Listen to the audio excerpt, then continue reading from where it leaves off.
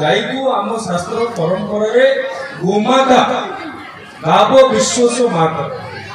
गाई हूँ गोमाता हूँ विश्वर माता तेणु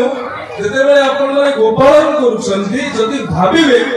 ये हूँ मो परिवार सदस्य मान आमको मत्स्य और प्राणी संपद को पालन करने को पड़ो एवं जितेबाला आम गोटे प्राणी संपद को पालन करने कथा कहती से मन को शुद्ध प्रकृत भाव में आसे डायरी फार्म बा गोपालन किंतु गोपालन आम करती गोपालन सबु मुहूर्त समस्ते भावी नियंती जेटा अत्यंत कष्टकर कथा लोक मिलबे नहीं गाई दुईब किए तार गुहाल जगा रखा किए कर तार स्वच्छता किए कर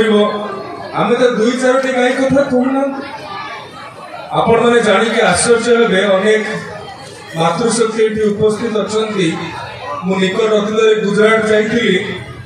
गुजरात माँ माने से जो स्वयं सहायक गोष्ठी करने निजे 100% आत्मनिर्भरशील हो पार्टी केवल गोपालन कर गोपालन एभली भाव में सेठी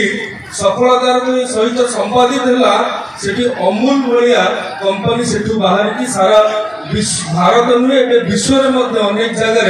अमूल तार काम करने आरंभ कला।